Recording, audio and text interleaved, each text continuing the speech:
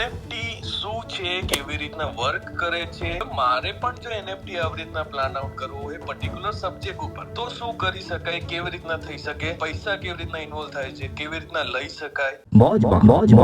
સો definitely આનો ઉત્તર obviously આ કેવું છે ખબર છે કે આપણે અત્યારે એક પાણો છે ને દરિયામાં નાખ્યો છે. હવે પાણાને પાછું ગોતવા જઈએ ને તો આપણે છે ને તરવું એટલું પડે કે કદાચ પાણું મળશે જ નહીં. તો અત્યારે જે આ સવાલ પૂછ્યો છે ને નથી ખાલી એનએફટી રિલેટેડ કે નથી આ ક્રિપ્ટો રિલેટેડ. સૌથી પહેલાં તો મુદ્દો એ છે કે લોકોને એક નોર્મલ તરીકે હું સમજાવું તો તમે આજે ઇન્ટરનેટ જેમ યુઝ કરો છો એ ઇન્ટરનેટમાં આજે તમે જ્યારે હું એમ કહું કે તમે કંઈક સર્ચ કરજો તો સૌથી પહેલું તમારા મગજમાં શું આવે છે? ગૂગલ આવે છે. અને તમે સીધું જ ગૂગલમાં જાઓ છો. પણ તમે કેમ ગૂગલ જ કર્યું? કેમ તમે યાહુ ના કર્યું? કેમ તમે બીજું કોઈ બેંગ ના કર્યું? કેમ તમે બીજે ક્યાંય જ ના ગયા? કેમ કે અત્યારે આટલા ટાઈમથી જે કન્ઝ્યુમર બેઝ છે કે એમના મગજમાં સાયકોલોજીકલી ફિટ થઈ ગયું છે કે હા ભાઈ સર્ચ એટલે ગૂગલ. લોકો ગૂગલની ભાષામાં બોલે છે કે ભાઈ તે ગૂગલ કર્યું, એમ નથી કહેતા કે તે સર્ચ કર્યું. અને આપણે સર્ચ એન્જિન ઓપ્ટિમાઇઝેશન બી તમે જો બોલશો ને તો તરત જ લોકોને કેમ મગજમાં આવે છે કે ગૂગલનું એસઈઓ, કેમ બીજાનું એસઈઓ મગજમાં નથી આવતું.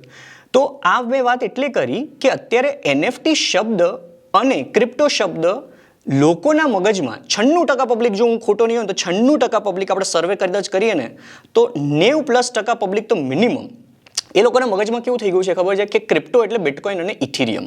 એમાં બી બિટકોઇન તો બહુ જ બધાને મગજમાં છે. તો બધાને એવું છે કે જો આપણે બિટકોઇન અને ઇથેરિયમ લઈએ ને એટલે આપણે ક્રિપ્ટોમાં પડી ગયા અને આપણે ટ્રેડિંગ કરવાનું છે અને પૈસા એમાં આપણે રોકવાના છે અને પછી કંઈક થશે ને એવું છે. તો એના બદલે જો હું એવું કહું કે તમે આજે એસઈઓ કરવા જાઓ છો ત્યારે તમે કંઈક એવું રોકાણ કરો છો ડાયરેક્ટ ગૂગલ ઉપર. તમે ગૂગલ ઉપર ડાયરેક્ટ રોકાણ નથી કરતા ને, તમે એક ટેકનોલોજીને કંઈક યુઝ કરો છો અને ઓપ્ટિમાઇઝેશનના ઉપર કામ કરો છો. હવે ઓપ્ટિમાઇઝેશન ઉપર કામ કરો ને ત્યારે તમારું રોકાણ ક્યાં હોઈ શકે છે? નંબર 1, કદાચ તમે એસઈઓનો કોઈ એજન્સી હાયર કરી કે કન્સલ્ટન્ટને હાયર કર્યું તો તમે કદાચ એને એક ફિક્સ પૈસા આપશો. હવે એને પૈસા આપો છો ને ત્યારે તમારું એસઈઓ થાય છે? નથી થતું હજી. જ્યાં સુધી એ કામ ચાલુ નહીં કરે ત્યાં સુધી નહીં થાય. પછી એ કન્સલ્ટન્ટ કે એજન્સી એવું કહેશે કે હા તમારે આ કદાચ અમુક ટૂલ્સ જોશે કે અમુક તમારા કોન્ટેન્ટ લખાવવું પડશે, તમારે અમુક આ વેબસાઇટ જોવી પડશે, આમ તેમ. તો એ પાછું તમારી બ્રાન્ડ ઉપરનો એડિશનલ ખર્ચો આવ્યો. તો મુદ્દાની વાત અત્યારે અહીંયા એ છે કે અહીંયા તમે જ્યારે એસઈઓની વાત કરો છો ત્યારે તમારું જેમ ફિક્સ્ડ કોઈ ઇન્વેસ્ટમેન્ટ નથી હોતું, એ તમારી આવડત ઉપરનું ઇન્વેસ્ટમેન્ટ હોય છે કે તમારા પાસે કેટલું બજેટ છે એના ઉપર સામેવાળો વ્યક્તિ તમને કહે. તો સિમિલરલી એનએફટી વર્લ્ડમાં બી એવું જ છે. તમારી પાસે 1 કરોડ રૂપિયા હોય કે 100 કરોડ રૂપિયા હોય, તમે એનએફટીમાં પડી શકો છો વિથ પ્રોપર નોલેજ.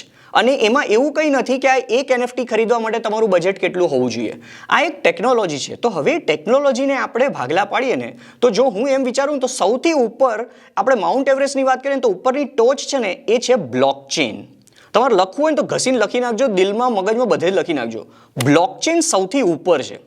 અને બ્લોકચેનની અંદર છે ને અત્યારે તમે એક વેબસાઇટ ઉપર જશો ને, બહુ બધી વેબસાઇટ છે પણ આ એક વેબસાઇટ એમને જ કહું છું ખાલી ઉદાહરણ માટે કે coingecko.com ઉપર તમે જાઓ ને તો coingecko ઉપર વેબસાઇટ ઉપર જાઓ એટલે તમને ત્યાં ઘણા બધા કોઇન્સની લિસ્ટિંગ બતાવશે. આ બધા કોઇન્સ શું છે? આ ક્રિપ્ટોકરન્સીના કોઇન્સ છે. ક્રિપ્ટોકરન્સીના કોઇન્સ એટલે સપોઝ આપણે બિટકોઇન કે ઇથેરિયમ નામ લઈએ ને તો એ બે જ કોઇન નથી. અત્યારે coingecko ઉપર તમે જશો ને તો ત્યાં અત્યારે ઓલમોસ્ટ 12,000થી વધારે કોઇન લિસ્ટેડ છે. મતલબ કે 12,000+ ક્રિપ્ટોકરન્સી કોઇન્સ અત્યારે ઓલરેડી માર્કેટમાં છે. પણ લોકોને એવું થાય છે કે બિટકોઇન અને ઇથેરિયમ જ ક્રિપ્ટોકરન્સી છે. હવે વાત કરીએ આપણે કે બિટકોઇન અને ઇથેરિયમ જ્યારે તમે પરચેસ કરો છો એને આપણે એવી રીતે રાખો કે તમે ગોલ્ડ અને સિલ્વરને તમે પરચેસ કરો છો. આજે તમે ગોલ્ડને પરચેસ કરો છો ત્યારે તમે ગમે તેવો ભાવ હોય ને દર દિવાળીએ કે દર દશેરાએ કે તમે જ્યારે સોનું લેવા જશો ને તો તમારું એક મગજમાં બજેટ લઈને જશો. તમે એવું નહીં વિચારો કે સોનાનો ભાવ કેટલો બધો વધી ગયો છે. તમે સોનાનો ભાવ ગમે તેટલો હશે, તમારું એક ફિક્સ બજેટ હશે કે હા ભાઈ મારે 1 તોલું સોનું લેવું છે, ભાઈ મારી પાસે અત્યારે પૈસા છે કે નહીં, નથી તો થોડુંક આપણે એમને ઊંચું કરી નાખશું. પણ આપણે સબકોન્શિયસલી કોઈ દિવસ સોનાનો ભાવ મગજમાં આવતો નથી. એ ભલે આપણે ગમે તેટલું બોલતા હોઈએ કે આપણને સોનું મોંઘું લાગે છે, પણ સાચું કહું તો આપણને મોંઘું નથી લાગતું. કેમ દર વખતે દશેરા અને દિવાળી ઉપર બધા સોનું લે જ છે? ક્યાંથી પૈસા આવે છે? સિમિલરલી બિટકોઇનનો ગમે તેટલો ભાવ હોય કે ઇથેરિયમનો ગમે તેટલો ભાવ હોય, તમે તમારા પ્રમાણે એમાં ઇન્વેસ્ટ કરવાનું અત્યારથી ચાલુ કરશો તો કદાચ તમને 10 વર્ષ પછી એમ થશે કે હા ચલો ત્યારે તો કેટલું સસ્તું હતું. આજે મારા પપ્પા મમ્મી વાત કરતા હોય ને ત્યારે મારા પપ્પા મમ્મી એમ જ વાત કરે કે યાર આપણે 20 વર્ષ પહેલા જો સોનું લીધું હોત ને તારું ત્યારે તો 7,000માં જ સોનું મળતું હતું, પણ ત્યારે 7,000 સાલું મોંઘું લાગતું હતું. સો સેમ કેસ નોર્મલ અત્યારે વ્યક્તિને એવું લાગે છે કે બિટકોઇન અને ઇથિરિયમ કે આવી ક્રિપ્ટોકરન્સીને લેવું એટલે આપણે મોંઘું છે, તો બજેટ કેટલું હોવું જોઈએ? મારા પ્રમાણે, મારા એક્સપિરિયન્સ પ્રમાણે અને છેલ્લા 12 વર્ષથી જે હું મારું કામ કરી રહ્યો છું, એનએફટીના રિલેટેડ નહીં પણ કામ કરી રહ્યો છું, કોલ સેન્ટરની જર્ની કે ફૂલ ટાઈમ જોબ કહો, ડિજિટલ માર્કેટિંગ ટ્રેનિંગ કહો, ગમે તે કહો, એમાં મેં એક વસ્તુ જ શીખેલી છે કે આપણું બજેટ આપણું હોય, એ બીજાના કોઈના ઇન્વેસ્ટમેન્ટ પ્રમાણે આપણું બજેટ નક્કી ના થાય.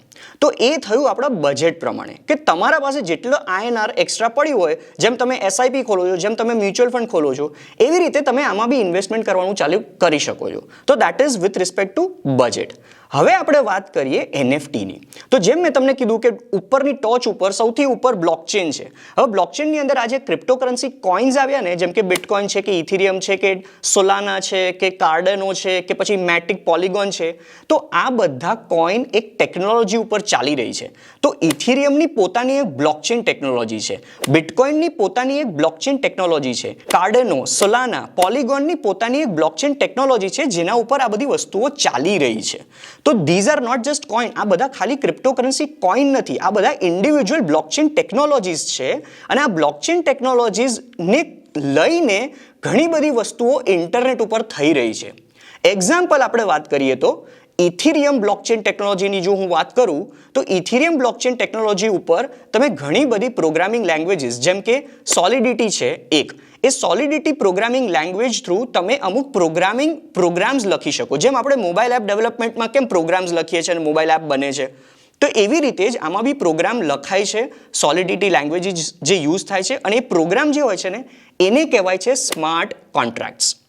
હવે આ સ્માર્ટ કોન્ટ્રાક્ટ્સની ઉપરથી અમુક વસ્તુઓ બને છે જેને કહેવાય છે ડિસેન્ટ્રલાઇઝ્ડ એપ્લિકેશન્સ. જેમ આપણે મોબાઈલ એપ્સની વાત કરીએ છીએ એવી રીતે આ છે ડિસેન્ટ્રલાઇઝ્ડ એપ્લિકેશન્સ. એનું શોર્ટ ફોર્મમાં ઘણા બધા લોકો એનએફટી સ્પેસમાં ડેપ્સ કહેશે, DAPPS. તો હવે જે આ ડેપ્સ છે ને એમાંથી ઘણી બધી વસ્તુઓ બને છે. એનએફટી એક એવી જ વસ્તુ છે કે સ્માર્ટ કોન્ટ્રાક્ટના બેઝિસ ઉપર અમુક વસ્તુઓ બને છે. તો એનએફટીનું ફૂલ ફોર્મ થાય છે નોન ફંજિબલ ટોકન. ઘણા બધા લોકો કદાચ આને પહેલી વાર સાંભળતા હશે, નોન ફંજિબલ ટોકન. હવે નોન ફંજિબલ ટોકનનો મતલબ શું થયો? આજે સપોઝ કે મારી પાસે અત્યારે પૈસાની જરૂર છે અને મારી પાસે અત્યારે લેટ સપોઝ મારે એક અઝ્યુમ કરો કે મારે એક નાનકડું ચેર લેવી છે અને મારી પાસે અત્યારે રોકડા નથી, મારું પેમેન્ટ આવતા મહિને આવવાનું છે અને મારે 70,000 રૂપિયાની એક સોફો લેવો છે. તો હું અધિરાજને ફોન કરું છું, અધિરાજ મારી પાસે 70,000 મારે જોઈએ છે, 10 દિવસ માટે મને આપીશ? અધિરાજ કે સારું ચાલ તને આપું છું. અધિરાજ મને સપોઝ કરો કે એ મને રોકડા રૂપિયાની આપણે વાત કરીએ, અત્યારે ઓનલાઈન ટ્રાન્સફરની વાત નથી કરવી. અધિરાજ મને એમ કહે છે કે હા સારું ચાલ 70,000 લઈ લે, એ મારા ઓફિસ ઉપર આવે, કાં તો હું એમના ઘરે જાઉં અને હું ઘરે જઈ અને કલેક્ટ કરી લઉં અને એ 70,000 રૂપિયા કદાચ મને 2,000ની નોટોમાં આપશે, બરોબર? કે 60,000 રૂપિયા ગણીએ એટલે એક્ઝેક્ટ 2,000 રૂપિયાની નોટો થાય. હવે જ્યારે રિટર્ન કરવાની વાત આવે છે 10 દિવસ પછી, ત્યારે હું 60,000 રૂપિયા જે રિટર્ન કરું છું ને અધિરાજને, એ કદાચ 500 રૂપિયાની નોટમાં કરીશ. તો અધિરાજને શું પ્રોબ્લેમ થશે? ના, અધિરાજને પ્રોબ્લેમ નહીં થાય. અધિરાજને 60,000 રૂપિયાથી મતલબ છે, એ 500ની નોટમાં આવે કે 2,000ની નોટમાં આવે. ખ્યાલ આવ્યો? તો એ વસ્તુ થઈ કે આ વસ્તુ જે રકમ હતી 60,000, એ વેલ્યુ તો એક જ રહી, પણ દેટ વોઝ રિપ્લેસેબલ.